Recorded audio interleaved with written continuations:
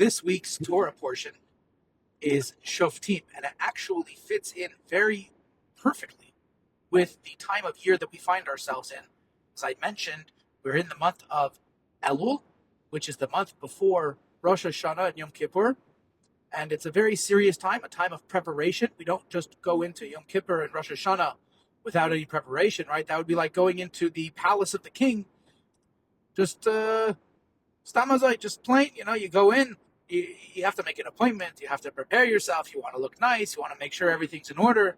The same thing to Rosh Hashanah and Kippur. We have a whole month of preparation. It's a very serious time. It's not sad, but it's serious.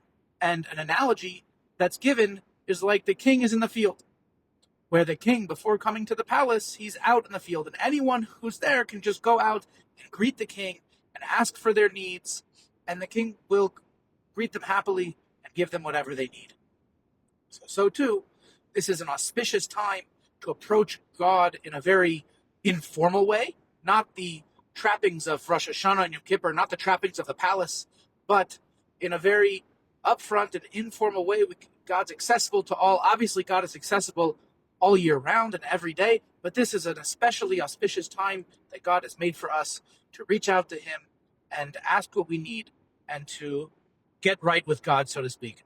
That's why this month we add in giving charity, we add in learning, we add in our prayers. And so I encourage all of you to do so. Now, how does this fit with the Parsha? So, like I said, it's called Shoftim, which means judges.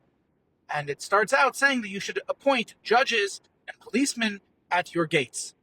And so, spiritually speaking, what are the gates of a person? We should place judges and policemen at our gates, which are our eyes, our ears, our mouth, right? The gates where things come in and out of our body.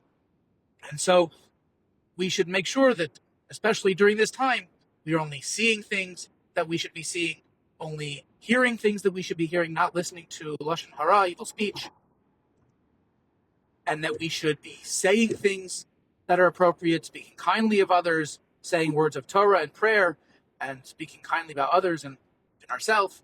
So I wish you all a very successful and repentance-full month of Elul, and a kativa v'chatima tova, l'shana tova matuka. You should have a happy and sweet new year. Shabbat shalom.